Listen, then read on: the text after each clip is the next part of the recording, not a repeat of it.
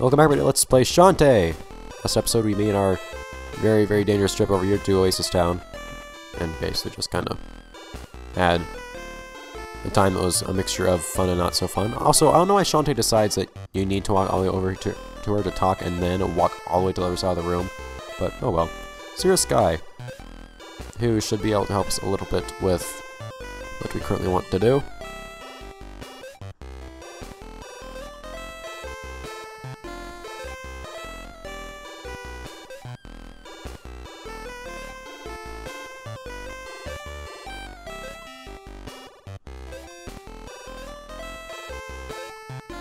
Hello, little warbird. Kara.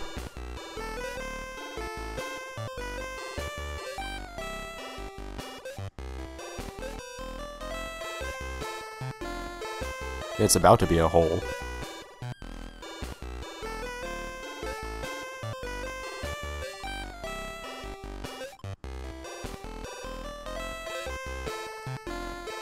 Oh, well, thanks.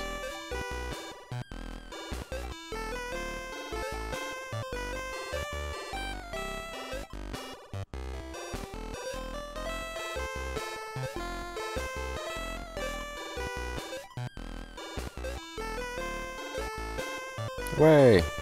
Well.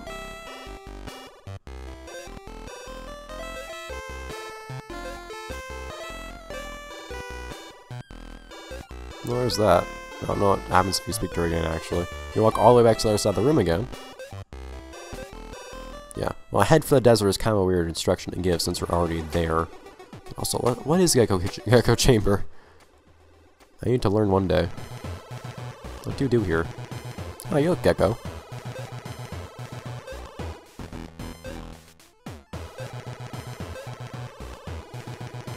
Why not, I guess.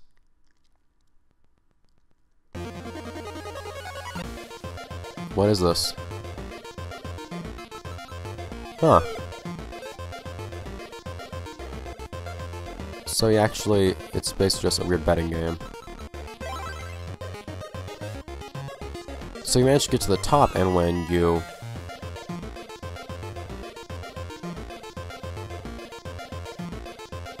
get a bunch of money, I guess.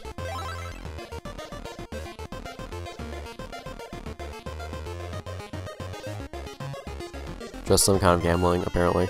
I'm liking my odds right now. Unless the game gets weighted and you're higher, which might happen. Because getting to the top and actually would be kind of cool just to see what happens. A lot of people are really interested in seeing what's going here. Maybe with 210. Top!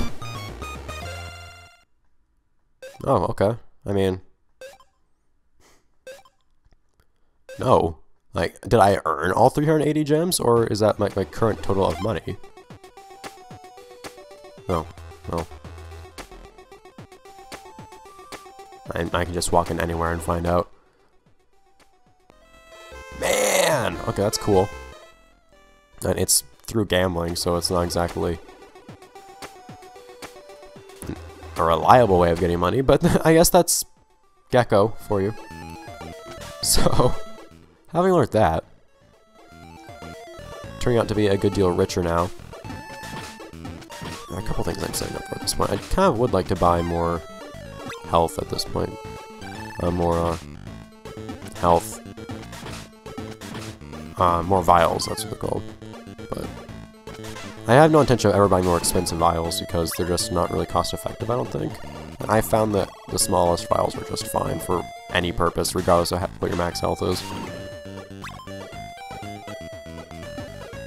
I probably don't need to kill that one. Come on, why do you have to be at such a terrible height? Come on.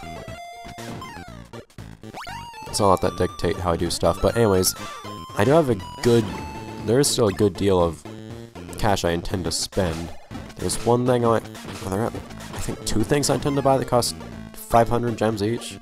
One thing costs 200, one thing costs 300, I think, and then one costs 900 or something like that. Like, I'm intending to buy a lot of stuff still. So saving up is kind of necessary. I don't know what order I'll buy things in necessarily. thinking for 500 gems is kind of what's most important to me, so I want to... let's not even bother with that one. So I kind of want to make sure I have 500 gems when I get to there, so I kind of want to maintain 500 gems as, well, continuously from now until then, which is a little bit later in the game. But until that point, I'm basically okay with spending whatever. Okay, so I think this is where there's a little something we can't get yet. Yeah, there's some spikes up there. Nothing of concern right now, because there's nothing we can actually do about it. So we'll just do what we can. What all that is. Man, I think I just designed the terrain specifically so that you're gonna have to move to where they can hit you. Man. I'm trying to get them to get stuck in that jumping loop again because it's just funny to me. But oh well. So if you go on over here to the left, you actually come back to more desert. Oh man, it's sometime again. I still need to find more fireflies. And you have more enemies too, this time male and scorpions. But they're actually a lot easier to deal with. Basically they stick their tails on the ground and then like poke them back up at you. But as long as you just don't let them get the chance to attack at all, they can actually just be stun locked without any issue. We also have these things, which fire projectiles upwards, explode into many smaller projectiles, or not smaller, but many more projectiles of similar size, actually. So it's, you'll probably see in a minute, because there are, I think, 2 more of those things. I don't usually manage to, I don't always manage to kill them before they attack, so we'll see in a minute. Darn it! Stop that.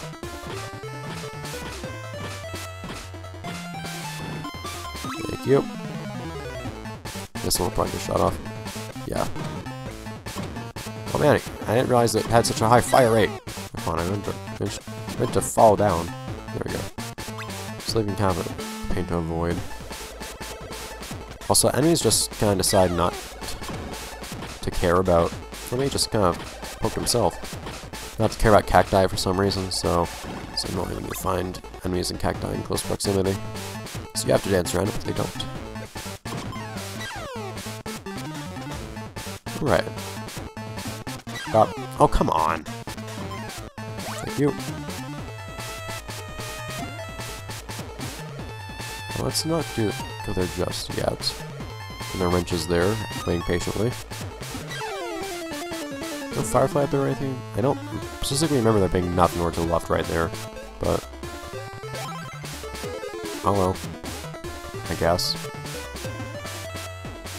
Well, in that case, that's another labyrinth already, actually. And, yeah, that's all. Right. Nothing else to do but start it, basically. I have more stuff to try to collect later, but at the moment, there's not really much to do. After this labyrinth, I'll have a number of things to do, though.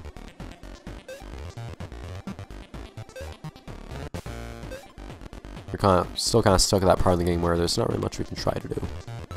Because we don't have enough abilities. Well, they call it wrench for a reason. Very nice. I'm not quite sure wrench simply knows to do this, but whatever.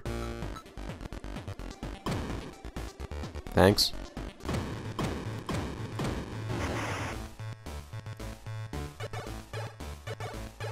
Up!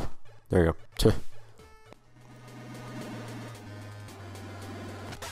So very nice, cozy, yeah,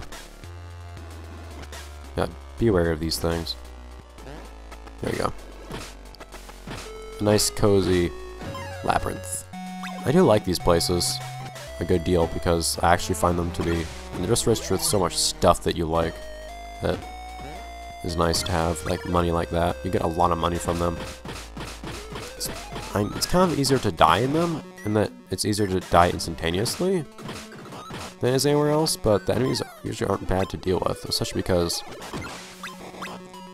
each enemy in a labyrinth will die for good once you kill it, until you leave and come back.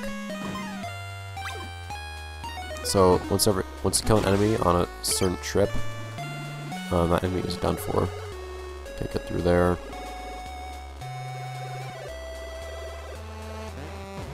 I do find these particular enemies annoying, but like I said, at least once you get rid of them, they're actually done for good.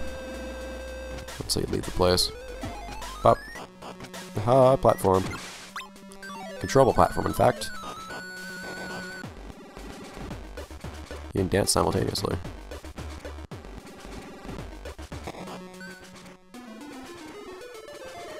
Also, I guess I should sometime soon, but show off this escape candy, but I don't want to do it right now because I'd have to walk back into this dungeon. I remembered I could have done it now, actually. Can't do anything here. Hi, squid. Locked and locked. By the way, if you just hold right here. More squid. Like I said, there's a number. I don't know if I mentioned this before, actually, just yet, but this game has some pretty hidden things when it comes to its secrets, primarily warp squids, but I mean, there's always some indication. Like, false walls always have some kind of thing tipping you off like that. Like those little windows. So, let's... I think I went right the first time I went to this place. Colors! You'll see what that means in a minute. So, and it worked, so I guess I'll just go right again. No, stop that. So note that this blue thing attacks me. Stop! And the red one doesn't. It actually gets freaked out and jumps around for some reason. Also notice that this blue thing runs away from me. That is significant, as you can imagine. In regards to what color I am. That's when the music in this place kind of strange. By the way, if you're wondering what's below me right now. Yeah, not very nice stuff. Now, we are quite deep underground at this point. Why? What even was that sound? Okay. Anyways. This thing has very unhappy reactions to us touching it. And then we find a key. That actually corresponds to our own color. I'm pretty sure the key uses the same palette as Shantae, so whenever you change color, like this, the key also changes color. So now any keys we find will be blue. Or I can just go in here. And now, once again, a key we find will be red. Oh, I can't go through here yet. Forgot about that. Alright. So let's make use of one of our keys. You can actually take either direction. I don't think it really matters which. I doubt it would, since you only have one key and you have 2 places to go. Thankfully, all these guys will leave you alone for now if you're red. So I've chosen to be. But now, as you can see, we're blue, and the return trip's going to be a bit more of a pain. Oh yeah, this thing. Hey dude. Get over here. I kind of forgot about these guys. Let's try not to... Yeah, it's kind of annoying right now.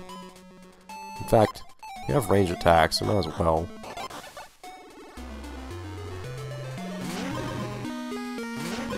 Stop. Thank you. Okay. I wanted to try to pick that up without dying. So that's what that thing does, apparently. It's kind of nice. I didn't realize it actually shot 3 projectiles.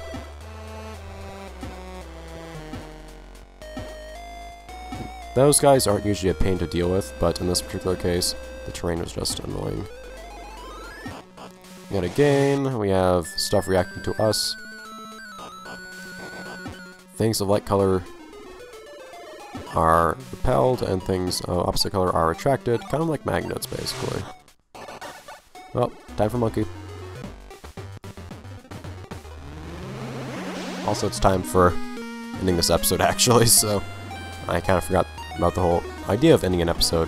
Whoa! So, having now discovered these things that just scared us, apparently, that'll have to be it for this episode. Let's play Shantae, because next episode, well, will be the time for probably finishing this dungeon, actually. We'll have to see this labyrinth. But I'll see you guys next time. Then, when we at least do more stuff in this labyrinth, and probably finish it. Stop that! And you deal with these things that are being a nuisance now, too. See ya.